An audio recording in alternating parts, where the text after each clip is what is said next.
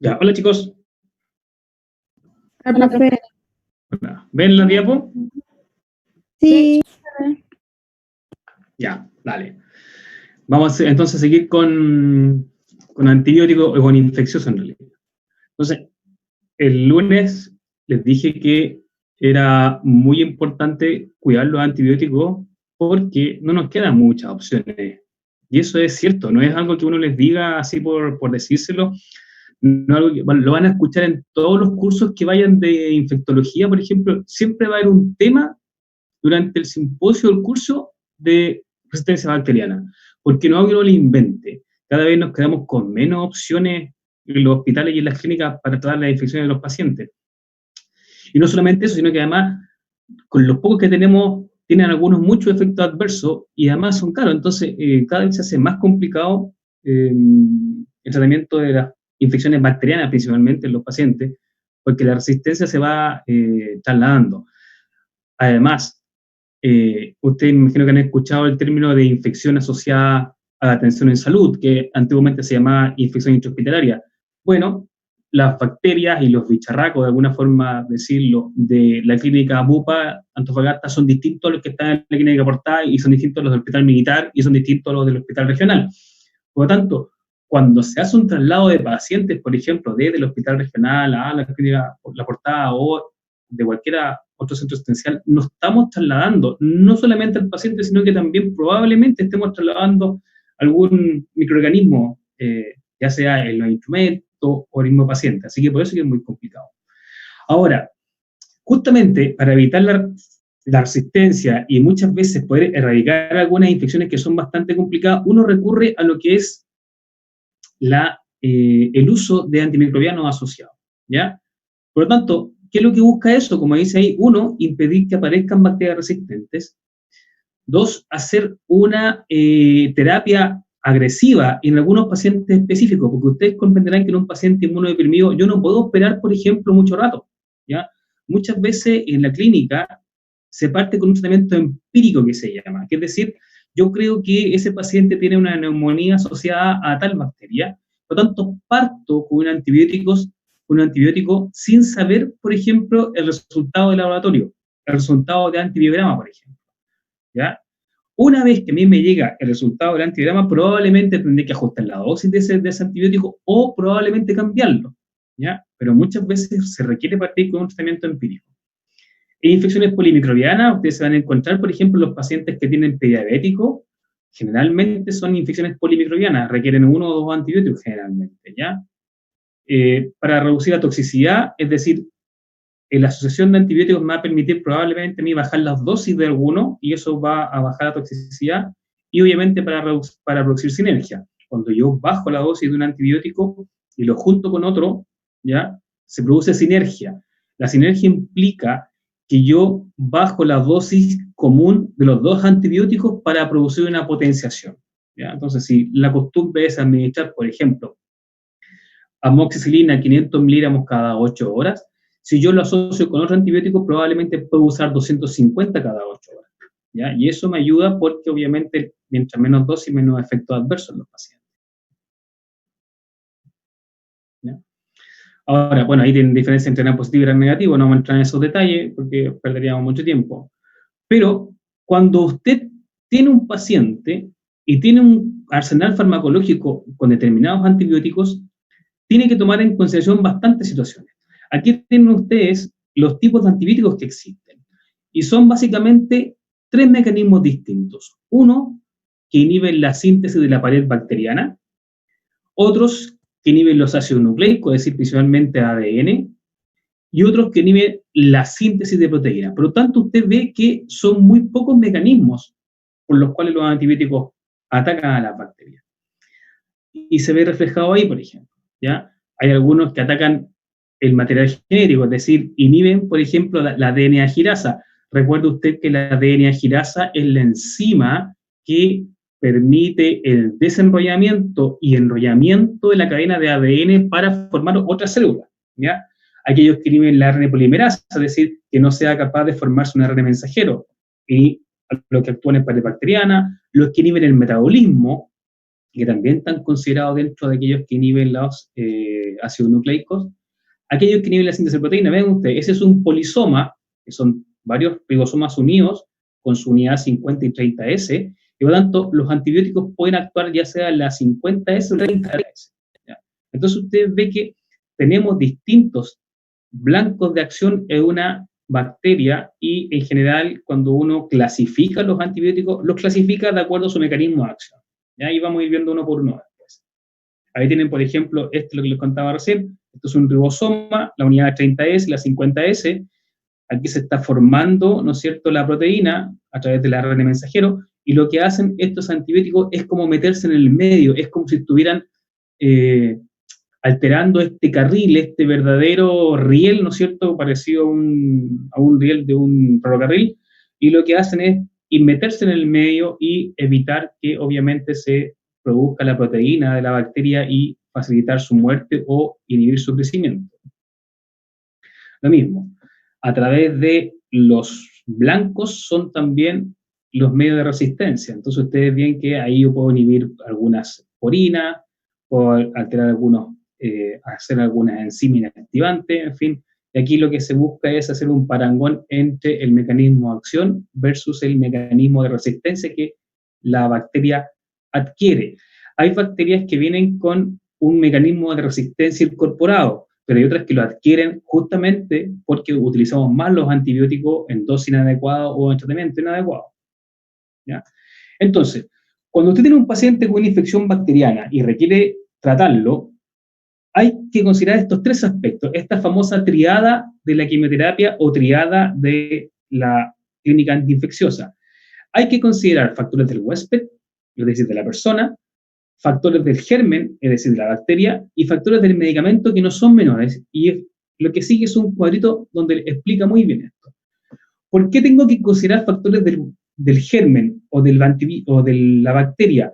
Porque yo tengo que identificar qué bacteria es la que me está produciendo esa ITU, por ejemplo, pero además, no solamente eso, sino que ver su sensibilidad, ¿ya? Es decir, yo tengo un paciente con una ITU, con infección de tracto urinario, producida por Escherichia coli, y además tengo que pedirle al laboratorio que me haga un test de sensibilidad, es decir, a qué antibióticos ese Escherichia coli de ese paciente es sensible. Porque probablemente la Escherichia coli de la Tiare sea distinta a la de la Jace, ¿ok? Y yo lo que tengo que hacer es tomar una muestra, mandarla al laboratorio, y que el laboratorio a mí me indique a qué antibiótico es sensible, ¿ya? No siempre uno puede guiarse por la teoría. Segundo, factores del huésped, es decir, de la persona, el lugar de la infección. ¿Qué significa eso? Yo puedo tener un muy buen antibiótico, probablemente el más caro, pero si el antibiótico no es capaz de llegar al lugar de la infección, no me sirve, ¿ya? Y es ahí donde yo tengo que evaluar y ser capaz de leer correctamente el antibiograma. Porque una cosa es la sensibilidad de la bacteria in vitro, es decir, en el laboratorio, y otra es la sensibilidad in vivo. ¿Por qué? Porque la infección, por ejemplo, puede estar localizada en un lugar en el cual el antibiótico no llegue. Por ejemplo, a nivel del tracto urinario. No todos los antibióticos llegan bien al tracto urinario. Una meningitis. No todos los antibióticos atraviesan bien la barrera hematoencefálica y pueden llegar a nivel del cerebro y atacar a la bacteria. ¿Ok? Por lo tanto, probablemente el antibiograma me va a decir que, por poner un ejemplo, la Escherichia coli, que me está produciendo la ITU, es sensible a gentamicina y es sensible a cloranfenicol, por dar un ejemplo bastante burdo. ¿Ok? Eso es en la placa de Petri, eso es in vitro. Pero si yo al paciente lo trato con cloranfenicol, no se me va a recuperar nunca, porque el cloranfenicol no es capaz de llegar al tracto urinario en dosis terapéuticas. Sí, por ejemplo, el cotrimoxazol, ¿ok? O sí, por ejemplo, el ciprofloxacino. Por lo tanto, siempre es importante considerar el lugar de la infección. Ver la función renal, hepática y digestiva del paciente. Hay antibióticos que se metabolizan a nivel hepático y se eliminan a nivel renal, y si el paciente tiene falla hepática y tiene falla renal, probablemente tengamos que cambiar el medicamento. La edad no es lo mismo darle un antibiótico a un paciente en edad adulto joven que a un anciano de 70 años o a un niño de 2, 3 o 4 años. ¿Ya? Si el paciente es alérgico, la vía de administración, es decir, yo no saco nada con administrarle a un paciente un antibiótico por una vía equivocada. Por ejemplo, la penicilina benzatina, que más de alguna vez de ustedes se ha colocado, la benzatina se administra solamente intramuscular, y por eso es tan dolorosa, porque se forman cristales. Si yo al paciente me equivoco y la tomo como si fuera una penicilina sódica y la administro por vía intravenosa, no va a tener efecto. Primero, no va a tener efecto, y segundo, le voy a producir una flebitis caballa porque la penicilina benzatina forma cristales. ¿Ok? Por tanto, es importante la vía de administración. Obviamente, si el paciente tiene enfermedades concomitantes, como les dije, enfermedad hepática renal, es un punto a tener en cuenta. Y del fármaco, uno, que sea activo frente al patógeno, ¿ya? Que pueda llegar al lugar de la infección, que llegue bien al pulmón si es una neumonía, que llegue bien al nivel central si es una meningitis, que llegue bien al tracto urinario si es una infección urinaria, ¿ya? Que efectivamente yo tenga la vía de administración disponible y una buena dosis, ¿ya? Porque muchas veces yo me voy a encontrar con que a mí me llega un antibiograma con un determinado antibiótico que es sensible para esa bacteria, pero probablemente las dosis que tenga que usar son demasiado altas, ¿ya? Y eso probablemente pueda tener daño en el paciente. Bueno, las interacciones, los efectos adversos, el precio y el sabor. Por ejemplo, el precio y el sabor, que parecen cosas tan triviales, son muy importantes, por ejemplo. Muchas veces los pacientes, cuando le dan un medicamento muy caro, no lo compran, ¿ya? El tipo que va a la consulta médica o sale de un consultorio con una receta que vale 50 lucas el antibiótico, probablemente no lo va a comprar, porque es bastante caro, ¿ya? El sabor, por ejemplo, en los chicos pediátricos es importante el sabor, es un arma de doble filo el sabor. Obviamente, si yo al niñito de 5 años le doy un antibiótico y tiene un mal sabor, probablemente me lo vomite, probablemente lo tire para afuera, y voy a tener que meterle el antibiótico con una jeringa en la boca forzándolo, ¿ya? Ahora, si el sabor es muy agradable, corro el riesgo de que el chiquito lo tome, lo agarre y se lo tome como si fuera un jugo o un yogur, cualquier cosa, porque le va a gustar. Entonces, muchas veces el sabor es un arma de doble filo, ¿ya? Por eso muchas veces los antibióticos y los medicamentos para niños y en pediatría vienen con un sistema de apertura distinto, que no es tan fácil de abrirlo, sino que hay que presionarlo un poquito para poder abrirlo. Bueno, ahí tienen un resumen, no vamos a entrar en detalle, pero un resumen de las bacterias más comunes, no es porque se lo aprendan, pero para que las recuerden, para que las revisen, probablemente las van a escuchar mucho durante su vida profesional, ¿ya? Los anaerobios, qué sé yo, la enterobacteria, en fin. Entonces, vamos revisando uno por uno. A ver, el primer grupo que vamos a revisar es el grupo de los beta-lactámicos, ¿ya? En el grupo de los beta-lactámicos cae la famosa penicilina, ¿ya? Y que reciben, voy a saltar a esa imagen, que reciben su nombre porque estructuralmente son esto. Esto es un anillo beta-lactámico, lo que está ahí.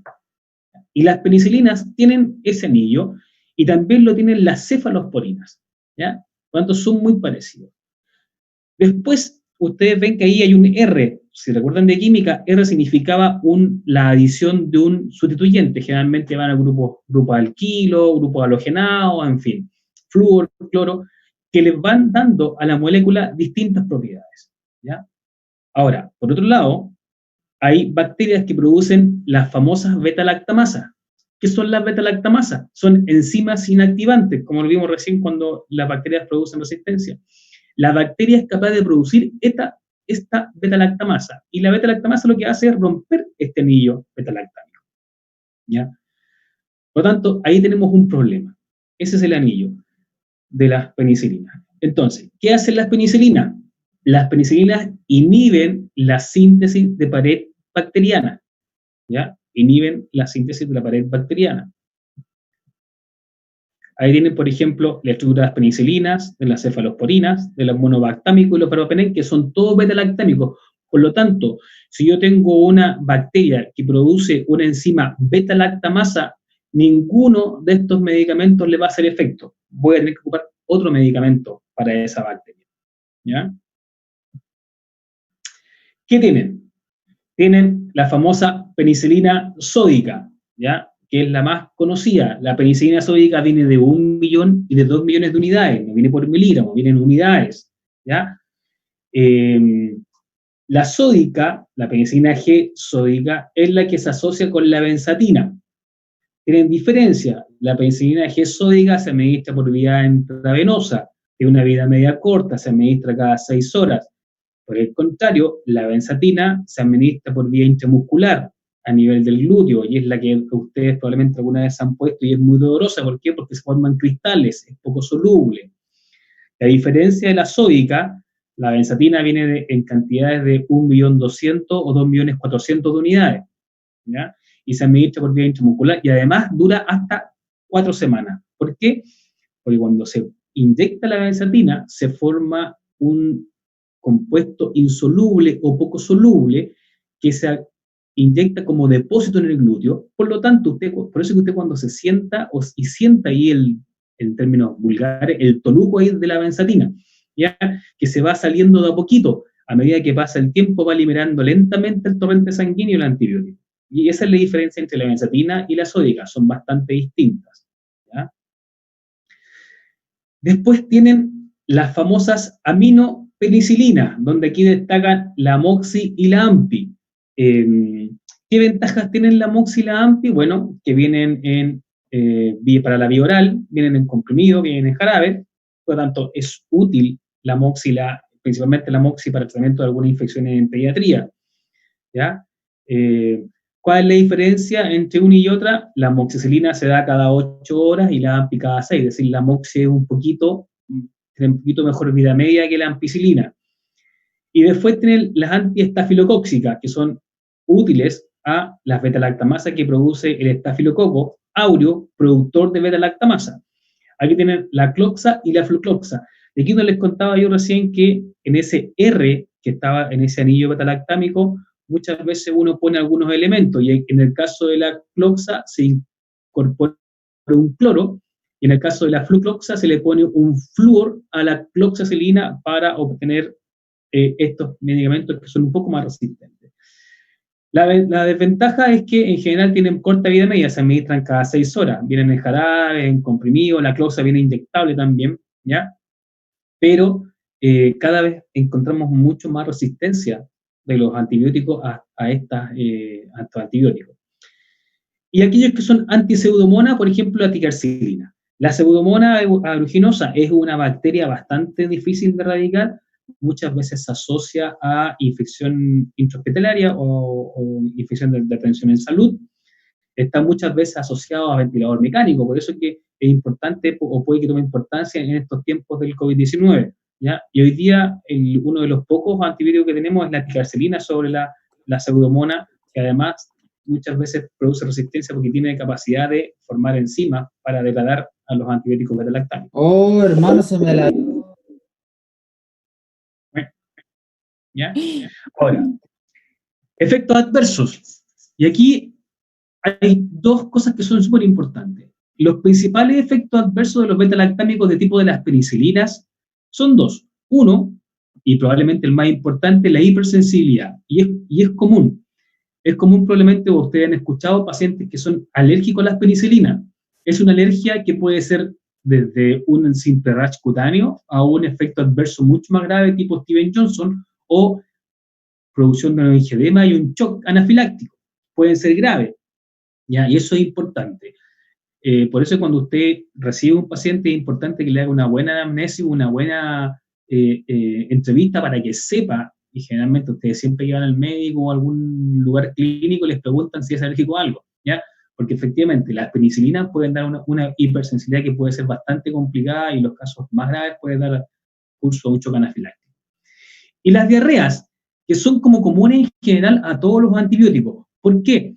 Porque les he dicho que cuando uno toma un antibiótico, no solamente el antibiótico que estoy tomando me va a destruir o me va a eliminar la bacteria que me está produciendo la patología, sino que me va a destruir las bacterias propias de mi flora bacteriana. Es decir, me va a destruir bacterias de mi estómago, de mis genitales y de mi boca.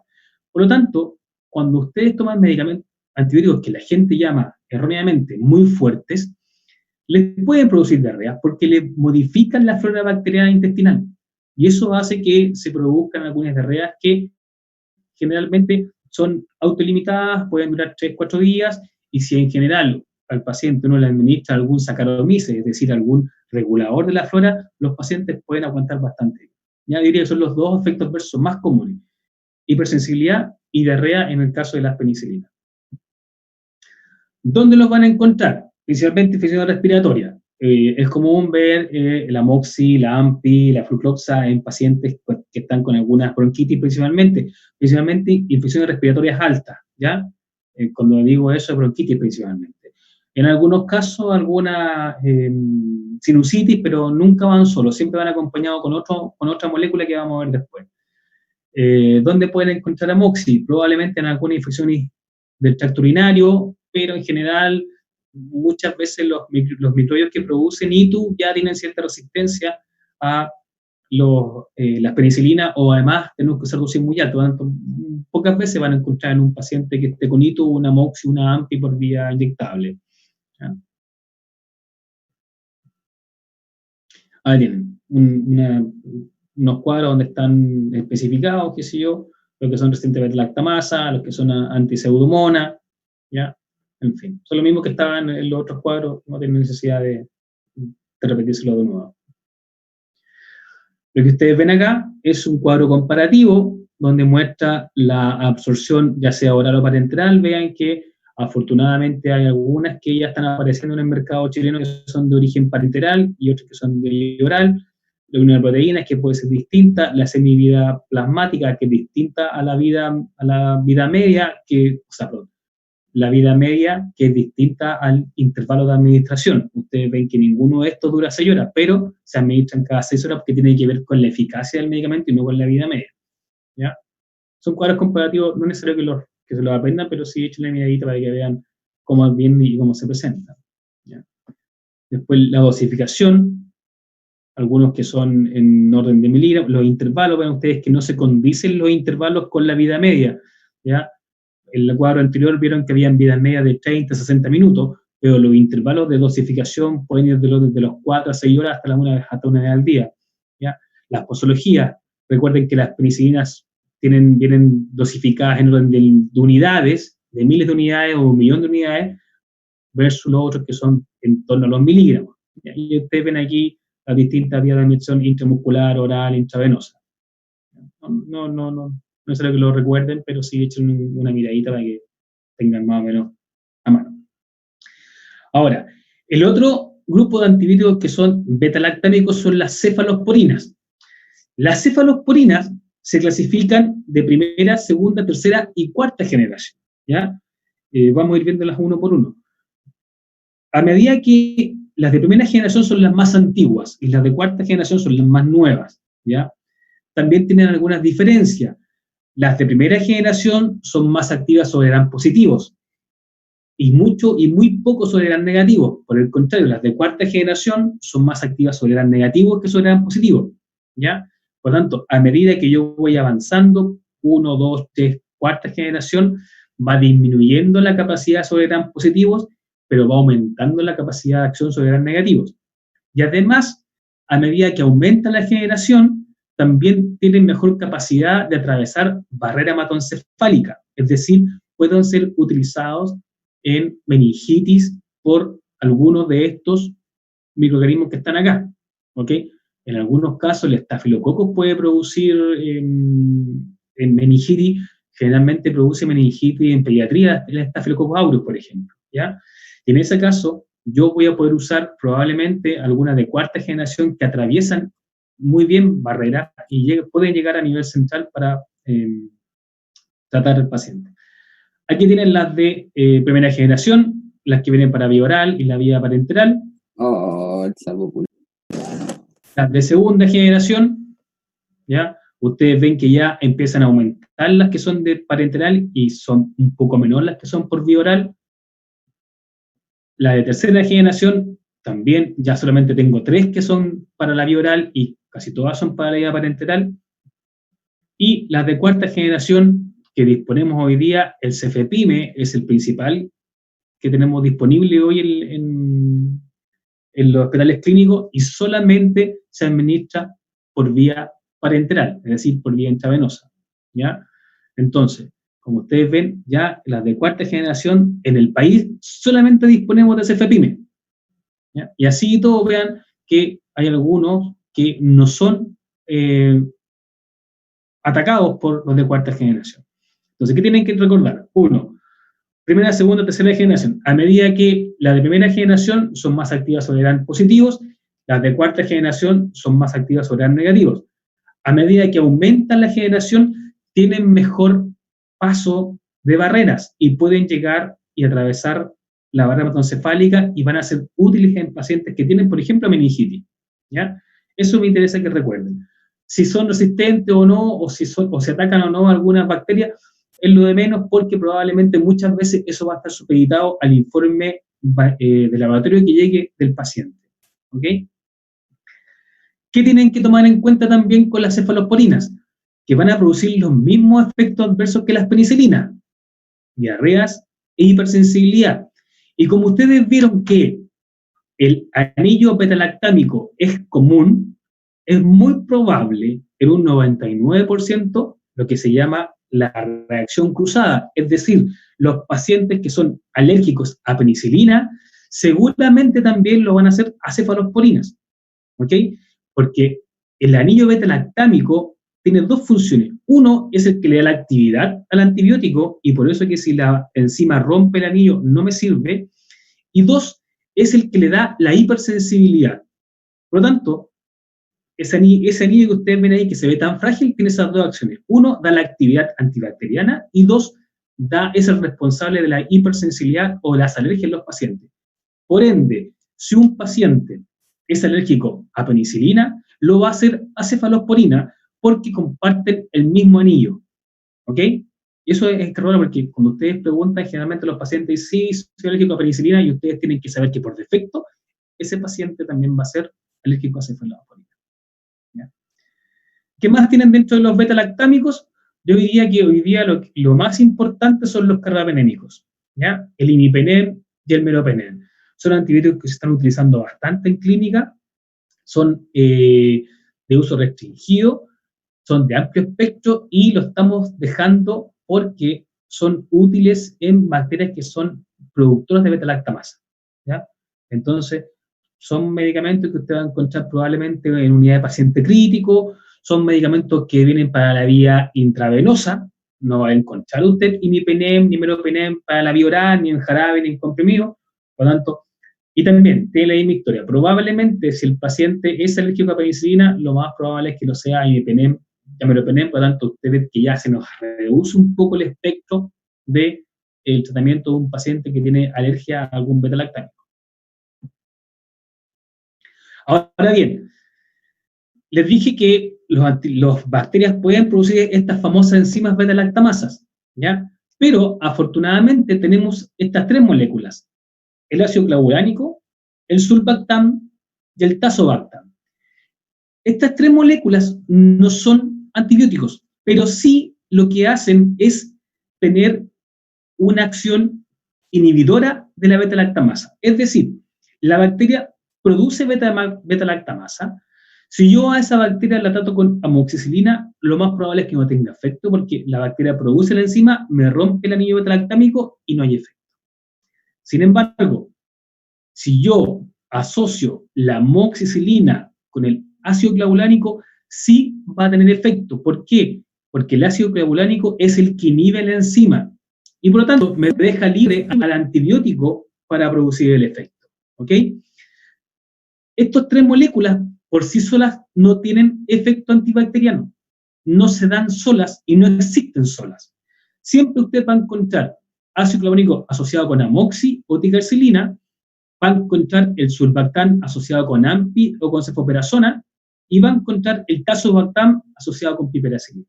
No se dan solos porque no tienen efecto antibacteriano, se dan en conjunto, y de hecho vienen en el mismo inyectable, en el mismo comprimido, viene todo junto. Por un lado, el ácido clavulánico o el inhibidor de beta-lactamasa atrapa la enzima, la compleja y permite que el amoxi, la AMPI, la PIPE, la cefa actúe sobre la bacteria, ¿ya?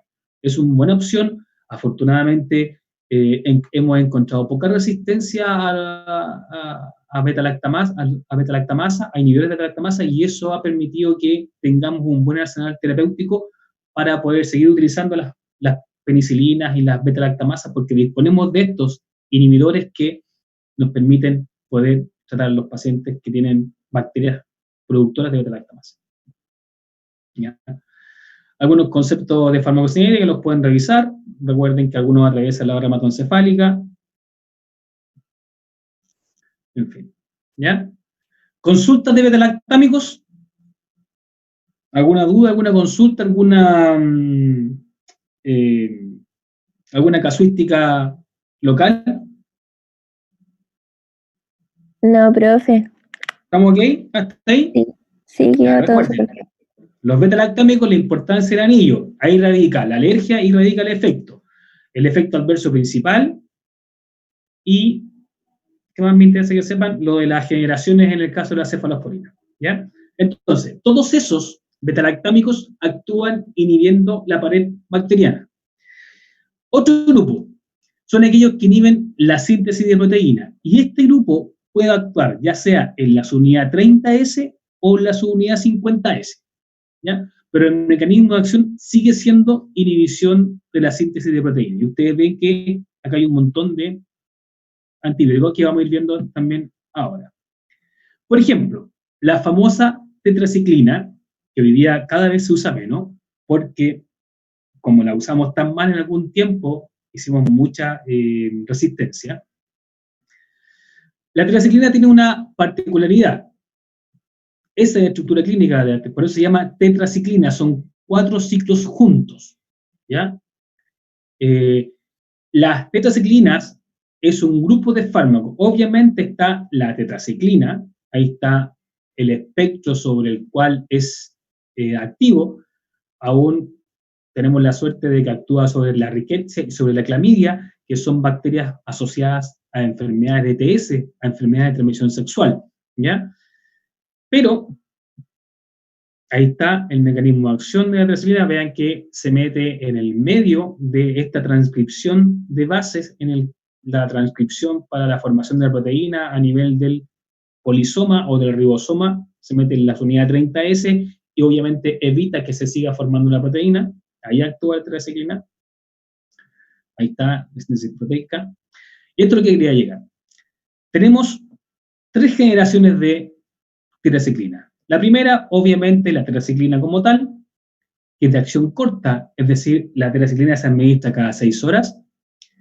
Después tenemos la de acción prolongada, la de segunda generación, que son la doxiciclina y la minociclina, que se administran cada 12 horas. Y la tigeciclina, que es la última que apareció, que es de tercera generación y que también se puede administrar una vez al día o 2 veces al día. La D-microciclina ya no se usa, de hecho no disponemos en Chile de un preparado, sí tenemos tetraciclina, doxiciclina, minociclina y tegiciclina. ¿Ya? Entonces, primera generación, la más antigua, vida media corta, y después la de vida media prolongada, la de segunda generación y tercera generación. A ver, ¿qué es lo importante que tienen que saber con la tetraciclina? Me interesa que recuerden esto de acá. La absorción se ve afectada por alimentos, leche y antiácidos. ¿Ya? ¿Por qué? Lo que ustedes ven, esto es un verdadero ciclo. Por lo tanto, cuando yo administro el medicamento con leche, la leche tiene mucho calcio. Por lo tanto, el calcio lo que hace es meterse aquí en el medio de estos ciclos. Y lo que hace es aumentar el peso molecular, lo compleja y hace que la tetraciclina no se pueda absorber. Lo mismo pasa con el fierro, lo mismo pasa con el magnesio, lo mismo pasa con el aluminio. ¿Ya? Se meten aquí en el medio el fierro, el aluminio, el magnesio y hacen que la tetraciclina no se pueda absorber.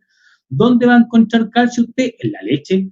¿Dónde va a encontrar aluminio? En los antiácidos. ¿Dónde encuentra magnesio? En los antiácidos y algunos polivitamínicos.